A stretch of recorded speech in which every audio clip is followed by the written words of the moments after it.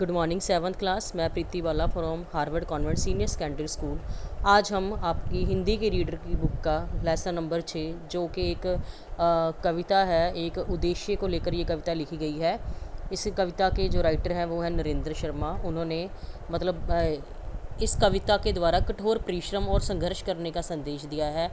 उन्होंने इस कविता में बताया है कि पहले अपना अध्ययन करो, कि पहले हमें समय अध्ययन करना चाहिए। हमें अपना खुद की तरफ हमें अपने अंदर झांक कर देखना चाहिए कि हम क्या हैं, जबकि हमें दूसरों की तरफ उंगली करने से पहले खुद अपनी तरफ देखना चाहिए कि हम क्या हैं। उन्होंने स्व अध्ययन का उद्देश्य इसमें दिया है। तो नरेंद्र शर्मा द्वारा रचित ये कविता का जो मूल शीर्षक है वो है अध्ययन और अध्येता। ये कविता आत्म अवलोकन और आत्म चिंतन का महत्व बताती है। कवि हमें बताता है कि हम मिथ्याभिमान से दूर रहें। मिथ्याभिमान मतलब हम कल्पना शक्ति से दूर रहें, कि दूसरों को उपदेश देना छोड़कर पहले समय अपनी गलतियों से सीखें। हम सबका ये एक आदत होती है, एक हैबिट होती है कि हम दूसरों की गलतियां देखते हैं, उनको बोलते हैं कि ऐसे मत करो, ऐसे करो, ऐसे तुम्हारा अच्छा होगा, ये होगा, लेकिन हम अपनी गलतियां कभी नहीं देखते, अपनी गलतियों को सुधारने की कोशिश कभी नहीं करते। जीवन को हमें खेल नहीं समझना चाहिए। ये जीवन कठोर परिश्रम और संघर्ष का नाम है। मृत्यु शाश्वत है, इसलिए कुछ ऐसे काम अवश्य करें जिससे संसार में हमारा नाम हो। हाँ जी, अब हम कविता पढ़ेंगे। पीछे करना अध्ययन बंधु तुम औरों का, हो सावधान पहले अपना अध्ययन करो। कवि इसमें कह रहा है कि भाई तुम दूसरों के बारे में कोई राय मत बनाओ। पीछे करना अध्ययन बंधु तुम औरों का, पीछे बाद में, हो सावधान पहले अपना अध्ययन करो। कवि इसमें कह रहा है कि पहले तुम सावधान हो जाओ अपनी ज़िंदगी के प्रति, अपने प्रति। पहले तुम अपना अध्ययन करो कि तुम क्या हो। दूसरों के बारे में तुम्हारी क्या राय है वो बात की बात है, उसकी बात बाद में करना। पहले तुम अपना अध्ययन करो। पीछे दिखलाना आंखें औरों को, पहले अपने प्रति तो तुम बंद ना अपने नाइन करो। तो कवि कह रहा है दूसरों में कमियां निकालने से पहले समय की तरफ देखो, अपने की तरफ देखो, आत्मचिंतन करो। दूसरों को उनकी गलतियों के लिए दोष देने से पहले अपने दोषों पर दृष्टि डालो।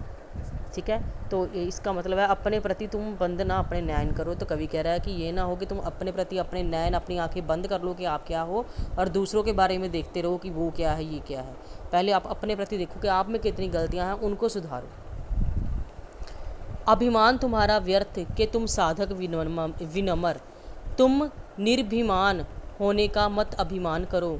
कह दिया किसी ने यदि तुम हो ज्ञानी ध्यानी, ये बात मानकर मत उसका अपमान करो। तो कवि कहते हैं अपनी विनम्रता पर अभिमान मत करो। अभिमान तुम्हारा व्यर्थ। कवि कहता है कि अगर तुम ये इस बात का अभिमान करते हो कि तुम बहुत विनम्र हो, बहुत अच्छा बोलते हो, तो ये तुम्हारा जो अभिमान है वो व्यर्थ है, क्योंकि तुम्हारे बारे में तुम खुद राय नहीं कर सकते, दूसरे हमेशा बताते हैं। तुम अपने निरभिमानी होने का भी अभिमान मत करो। कवि कहता है कि तुम ये भी अभिमान मत करो कि तुम्हें अभिमान नहीं है।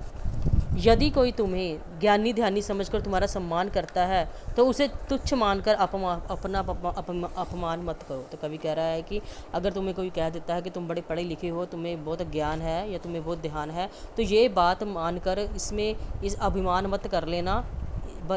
अभिमान करके तुम दूसरों का अपमान मत करना। यश फूलों का पर्यंक नहीं अंगारा है, तुम शयन करो इस पर आपका दहन करो। हो सावधान पहले अपना अध्ययन करो। तो कवि कह रहा है कि ये बात अच्छी तरह जान लेनी चाहिए कि यश और प्रसिद्धि को बनाए रखना फूलों की सेज पर सोने के समान आसान नहीं है, बल्कि अंगारों पर चलने के समान कठिन है। तुम शयन करो। कवि कह रहा है कि जग में नाम कमाने के लिए पहले संसारी कष्टों को सहना पड़ता है, सर्वस्व लुटाना पड़ता है, अपना सब कुछ निछावर करना पड़ता है। सब कुछ निछावर करना अपना सुख आराम त्यागना पड़ता है। इसलिए सावधान हो जाओ, पहले तुम अपने बारे में समय चिंतन करो। तुम शयन करो इस पर आपका दहन करो। दहन नष्ट कर देना, अपने जो आपे को, अपने अभिमान को अब नष्ट करो। तुम पहले अपने बारे में सोचो, अपने आप का चिंतन करो कि तुम क्या हो। ठीक है, किसी की बात को ये मान लेना कि तुम ज्ञानी ध्यानी हो, उस पर अभिमान करके बैठे रहना कोई फूलों की स्टेज पर बैठे रहने के समान नहीं है। ये जीवन बड़ा कठिन है, इसको सफल बनाने के लिए बहुत ही परिश्रम करना पड़ता है।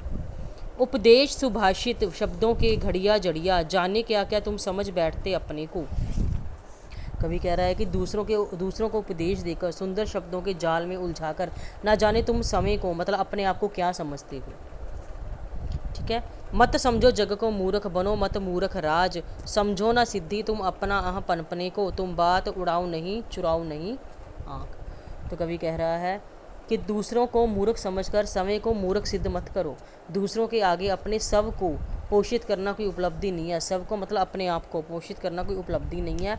इन सब बिंदुओं से आँख मत चुराओ, ना ही मजाक समझकर हवा में उड़ा दो, बल्कि इसकी गंभीरता को समझो। कच्चे घट हो जी भरकर ज्वाला सहन करो, हो सावधान पहले अपना अध्ययन करो।